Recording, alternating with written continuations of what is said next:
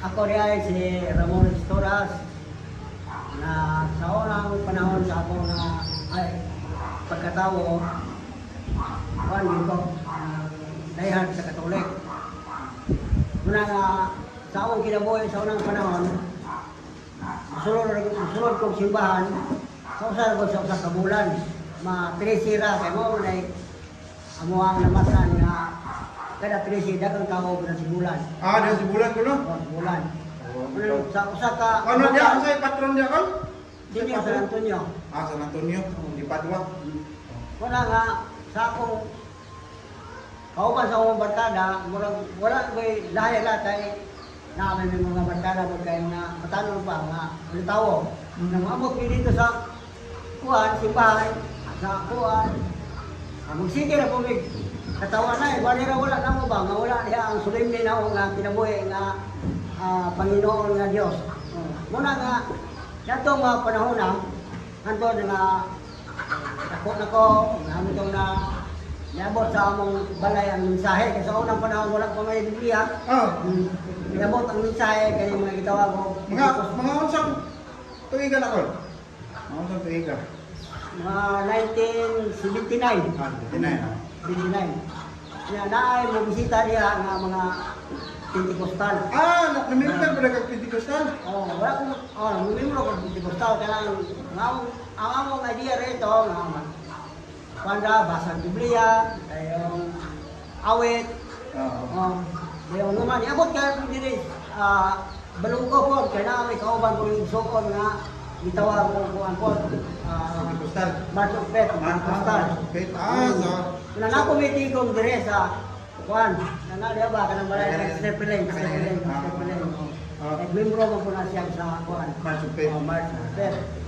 Si Pangpao, Rini Miguel, katong silingan sa una din ako, mabot ko sila. Ang anak ko si Bill Pastor. Ang pastor ninyo? Si Juan. Sa una pag-isay nga lang sa pastor ninyo sa March of Faith? Kalimot mo itong pastor. Kaya si Rini Miguel, puro pastor ko na siya. Una nga, tanto na ko uban-uban,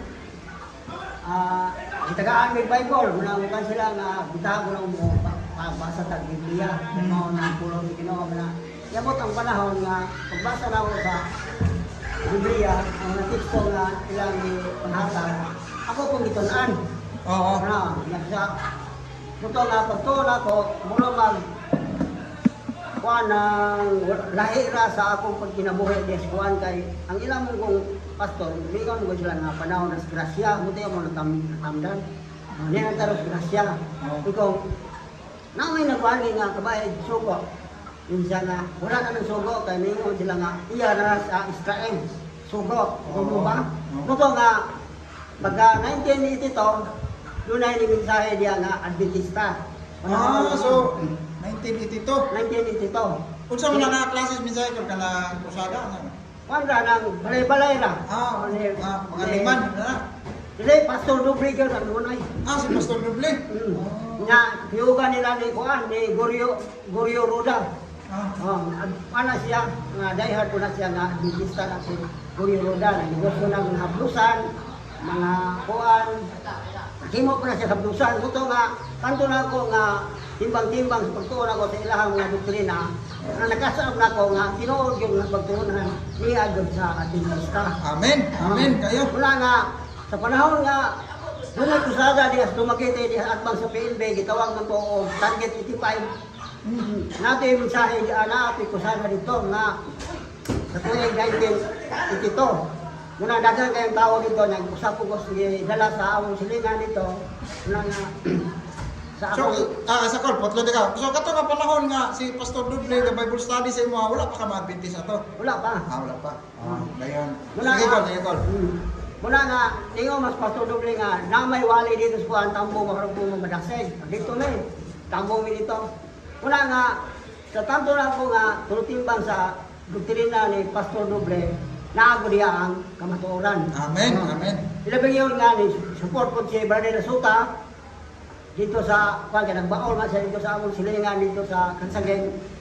Mo po iyahang pasupod nga, mabasa ko dito nga, ang adlaw ipahulay sa maduman kay klaro man dito kay katuyang Biblia nga ikuptan man kana iyas kat para ba Roman Catholic. Oo. Nya andito ang number nito nga akong gibasa mga Roman numerals.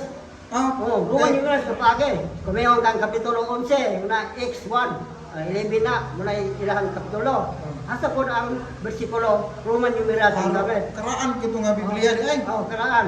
Nakaklaro mo kayo nga dito nga mabasa nimo nga pagasantuson mo ang adlaw Sabado.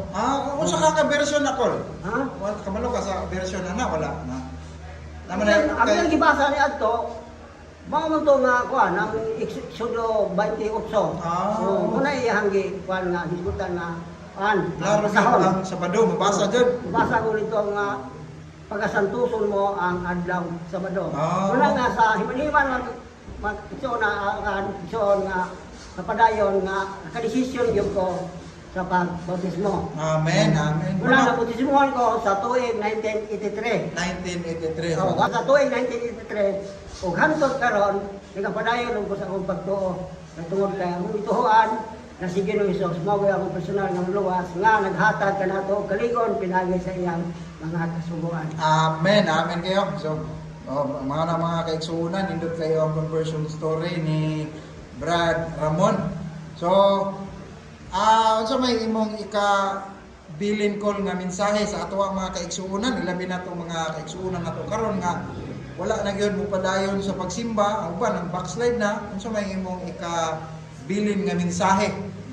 Ang ako'y kabilin nga mensahe nga hinaot ko ang katong akong mga kauban sa kaniadto nga wala na karon sila magpadayon nga magdasig ko ta sila nga magpadayon niining matuod nga pagtulunan nga iya sa Ginoo tungod kay kini nagahatag kini og kaluwasan ilabi na gayon na ang mga mabasa nato sa mga teksto nga ang Ginoo mao ra gyud nga ang atong manluwas.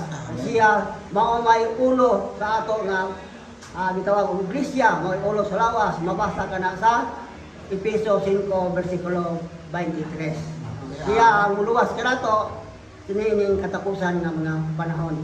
Amen, amen. So hinaot mi nga ang ato ang mga kaigsuunan nga wala na taon mo simba, so hinaot mi nga mobalik na tas pagsimba mintras abri pa ang kaluwasan. So daghang salamat sa ilabi na sa mga viewers nato karon.